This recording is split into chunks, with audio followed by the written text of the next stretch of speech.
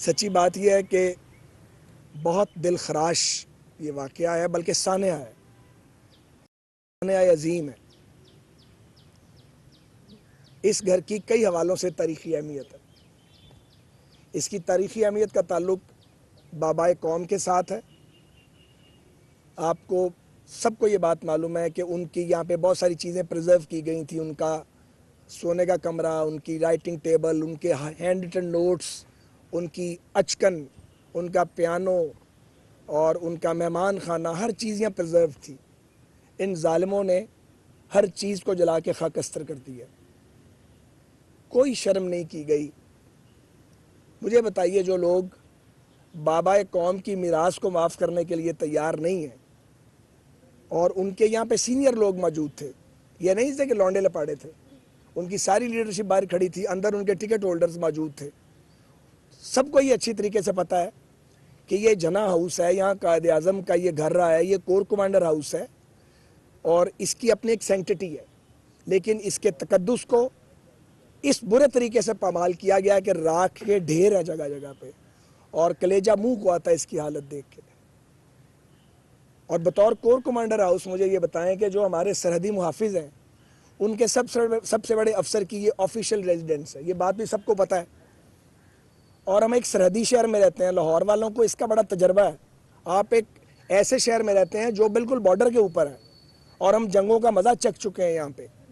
تو آپ ایک فوجی جرنیل کے گھر کو جو حفاظت کرتے ہیں کئی سو کلومیٹر تک بارڈرز کی، آپ اس کے گھر کو اس طرح تاراج کر سکتے ہیں؟ میں نے وہ ویڈیو بھی دیکھی ہے جس میں کور کمانڈر صاحب، ان کا بچہ ٹین ایجر اور ان کی اہلیہ محترمہ کھڑے ہیں، اور بدتمیزی ان کے ساتھ کی جا رہی ہے۔ یہ کس طرح کے لوگ ہیں مجھے بتائیں۔ اور میں یہاں کھڑے ہو کر یہ کہنا چاہتا ہوں کہ پوری پولیٹیکل سٹرگل کے دوران ہمارا کئی بار اختلاف ہوا اسٹیبلشمنٹ کے ساتھ، رولنگ اسٹیبلشمنٹ کے ساتھ۔ ہمیں تو کبھی خیال بھی نہیں آیا کہ جو ہم نے پروٹیسٹ کرنا ہے وہ کسی بھی فوجی تنصیب کے سامنے جا کے کرنا، اندر گھسنے کا تو کوئی سوال ہی نہیں اٹھتا، تصور بھی نہیں کیا۔ میرے ایم پی ایز میرے ساتھ کھڑے ہیں، مشرف صاحب کے دور میں ہم روز پروٹیسٹ کرتے تھے، لیکن جو کینٹونمنٹ ایریا ہے اس کی سینکٹیٹی کو ہم نے کبھی مجروح نہیں ہونے دیا۔ ایک سولجر نے کہنا ہے کہ آپ یہاں سے نہیں گزریں گے تو ہم وہاں سے گزرے نہیں۔ سارا کچھ بھگتا ہے ہم نے، انہوں نے تو بیچاروں نے بھگتا ہی کچھ نہیں ہے۔ لیکن ہم نے جو احتجاج ہے، جو پالیٹکس ہے، اور جو ہمارے محافظ ہیں، اس کے درمیان تمیز رکھی ہے ہمیشہ، اور یہ ہر ایک نے کیا ہے، یہ ہر ایک نے کیا یہاں پہ۔ اور یہ جن لوگوں کو استعمال کیا گیا ہے، جن نوجوانوں کو ورگلایا گیا ہے، پڑھے لکھے لوگ، کوئی ڈاکٹر ہے، کوئی انجینئر ہے، آپ سوچیں کتنے نفرت کے انجیکشن لگائے گئے ہیں، کتنی نفرت بھری گئی اندر۔ آپریٹ کوئی کر رہا ہے، استعمال کوئی کر رہا ہے، استعمال کوئی ہو رہا ہے۔ پتہ نہیں کتنی لیئرز ہیں اس سازش کی جو پتہ لگیں گی۔ یہ جو آگ لگی ہے یہ کوئی پیٹرول سے تو نہیں لگی ہوئی، یا یہ ماچس کی تیلی سے نہیں لگی ہوئی، یہ تو کیمیکل سے لگی ہوئی آگ ہے۔ منہ سے بول رہی ہے۔ یہ کیمیکل کیوں تھے ان کے ہاتھوں میں؟ کس نے دیے؟ کس نے یہ منصوبہ بندی کی؟ ہم نہیں جیلوں میں گئے، بے گناہ جیلوں میں گئے، ہنستے ہنستے گئے، سال ڈیڑھ سال جتنا ٹائم تھا کاٹا، واپس آ گئے۔ اس وقت بھی اتنی گرمی تھی، اتنی تکلیف تھی، ملک پر ایک نقاب پوش مارشل لاء لگا ہوا تھا۔ میں کبھی آپ کو پتہ کہنے سے باز نہیں آتا یہ بات، لیکن ہمیں پتہ تھا کہ کون کیا کر رہا ہے۔ آپ اپنی مسلح افواج کو امبیرس نہیں کر سکتے۔ دنیا کی کوئی قوم اپنی فوج کو امبیرس نہیں کرتی، وہ آپ کے لیے جانے دیتے ہیں، وہ بارڈرز پہ آپ کے لیے آپ کو پروٹیکٹ کرتے ہیں۔ اور پاکستان کی فوج تو ایک دوہری جنگ لڑ رہی ہے، بارڈرز کے باہر بھی لڑ رہی ہے اور بارڈرز کے اندر بھی لڑ رہی ہے۔ تو ایک فوج جو جانے دے رہی ہو اور جو حالت جنگ میں ہو، آپ اس کے ساتھ ایسا کیسے کر سکتے ہیں؟ اور کتنا مشکل ہوگا جو دشمن کو 5 گنا طاقتور دشمن کو اپنے سینوں پہ روک کے کھڑے ہیں، ان کو روکنا ان کے لیے کوئی مسئلہ ہوگا؟ لیکن میں یہ سمجھتا ہوں کہ یہ سوچا گیا ہوگا کہ کوئی بے گناہ جو ہے اس کی جان نہ چلی جائے، کسی گناہ گار کی بھی جان نہ چلی جائے، بس اس کا ناجائز فائدہ تو نہیں اٹھایا جا سکتا، اس کو کمزوری تو نہیں سمجھا جانا چاہیے۔ میں خود ایک تھورو بریڈ ڈیموکریٹ ہوں، کسی مارشل لاء کی کبھی حمایت نہیں کی، اور میرے خاندان نے تو تھرو آؤٹ اس کو اپوز کیا۔ لیکن مجھے یاد ہے جب ایوب خان صاحب کے دور میں 65 کی جنگ لڑی، میرے والد صاحب ان کے سخت ترین ناقد تھے، جیلوں میں جاتے تھے، وار کمیٹی بنی، وہ اس کا حصہ تھے، کیونکہ آپ اپنی فوج کو مضبوط کرتے ہیں، قوم اپنی فوج کے ساتھ کھڑی ہوتی ہے. جو لوگ اپنی فوج کو ٹارگٹ کریں ان سے بڑا کوئی بدبخت اور بدقسمت نہیں ہو سکتا. تو یہ فوج کے وقار کی بھی علامت ہے یہ گھر. یہ قائد اعظم محمد علی جناح کے حوالے سے اس کا ایک تقدس ہے.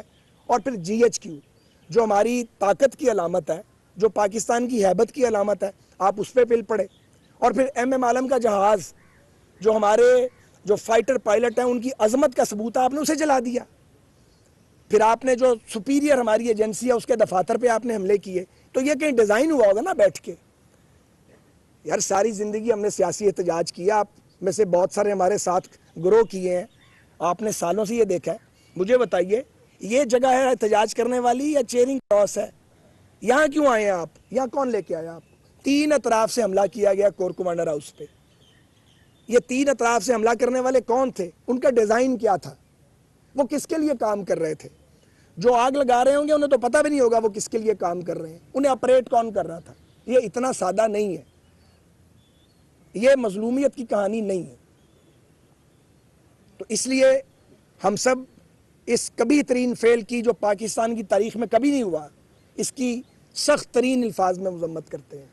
ہم سب افواج پاکستان کے ساتھ, شہداء کے وارثوں کے ساتھ, اپنے غازیوں کے ساتھ اپنی یکجہتی کا, سولیڈیرٹی کا پوری آواز کے ساتھ, جذبے کے ساتھ اظہار کرتے ہیں. ہم یہ بھی چاہتے ہیں اور یہ کہیں گے اور اس بات کو ہم مانیٹر بھی کر رہے ہیں کہ کسی بے گناہ کو سزا نہ ملے اور کوئی گناہ گار بچے نہیں. یہ سیاست نہیں ہو رہی. سیاست کور کمانڈر ہاؤس پر حملہ نہیں ہے. سیاست GH کو اوپر دھاوا بولنا سیاست نہیں ہے. دہشت گردوں کے کام ہے. اس سے پہلے کنہوں نے حملے کیے GHQ پہ؟ دہشت گردوں نے کیے, جن سے ریاست مقابلہ کر رہی ہے. آپ نے بھی وہی کام کیا. یہ نہیں ہو سکتا کہ آپ سیاسی غلاف پہن کے وہ کام کریں جو ٹیررسٹ کرتے ہیں, اور آپ کو اس لیے ایمنسٹی مل جائے کہ آپ سیاسی پارٹی کا آپ نے غلاف اوڑا ہوا ہے. بڑی عجیب بات ہے یہ.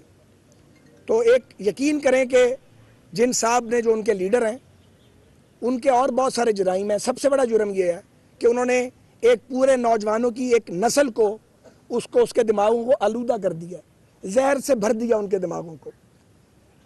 لیڈرشپ کا کام ہے کہ وہ نوجوانوں کو مستقبل کا راستہ دکھائیں, وہ ان کو ٹیکنالوجی کی بات سمجھائیں, وہ انہیں شفافیت کی بات سمجھائیں. نوجوانوں کو یہ کہنا کہ تم پل پڑو. سیاسی لیڈر تو جیلوں میں جاتے ہیں, کبھی ٹھیک جاتے ہیں کبھی غلط جاتے ہیں, ایسے تھوڑی کرتے ہیں. یہاں تو اس ملک میں نواز شریف صاحب اور ان کی بیٹی سزا کاٹنے کے لیے خود آ گئے تھے. یہاں لوگ پھانسیوں پہ جھولے ہیں, یہاں لوگوں نے جانیں دی ہیں. ذرا ٹھہر جائیں سارے لوگ. یہاں لوگوں نے جانیں دی ہیں. تو یہ مجھے آپ بتائیے کہ یہ طریقہ کار کیا ہے اور اس کا کیا جواب ہے ان کے پاس؟ انہیں پوری قوم سے معافی مانگنی چاہیے, ان کی پارٹی اور لیڈرشپ کو معافی مانگنی چاہیے, انہیں اپنی ندامت اور غلطی کا تسلیم اسے کرنا چاہیے برسر عام, پبلکلی اپالوجی کرنی چاہیے قوم سے, افواج پاکستان سے معذرت کرنی چاہیے. کیونکہ یہ پالیٹکس نہیں ہے, یہ احتجاج نہیں ہے, یہ حملہ ہے, یہ دہشت گردی ہے, یہ تخریب کاری ہے, یہ شر پسندی ہے. سیاست کا یہ کوئی طریقہ نہیں ہے. پاکستان میں بہت سی پولیٹیکل پارٹیز ہیں جنہوں نے مختلف مشکل ادوار دیکھے ہیں, انہوں نے جدوجہد کی ہے, لوگ مارشل لاؤں کے خلاف لڑے ہیں. ایسا تو کبھی کسی نے سوچا بھی نہیں جو آپ نے کر دکھایا. جو کام انڈیا نہیں کر سکا, جو انڈینز کام نہیں کر سکے, وہ کام آپ نے کر دیا. جو TTP نہیں کر سکی کامیابی سے, وہ آپ نے کر دکھایا سیاست کی گارب میں, سیاست کی آڑ میں. تو اس کو قبول بھی نہیں کیا جا سکتا, اس کو تسلیم بھی نہیں کیا جا سکتا, اس کو صرف مسترد کیا جا سکتا ہے, اس سے اظہار برات کیا جا سکتا ہے, اس کی مذمت کی جا سکتی ہے. تو میں ایک بار پھر آپ سب اراکین پریس کا شکر گزار ہوں. اگر آپ کوئی بات کرنا چاہیں اس حوالے سے تو میں اس کے لیے بار بار یہ بات ہو رہی ہے وفاقی حکومت کی جانب سے کہ تحریک انصاف پر پابندی لگائی جائے, تو اس کے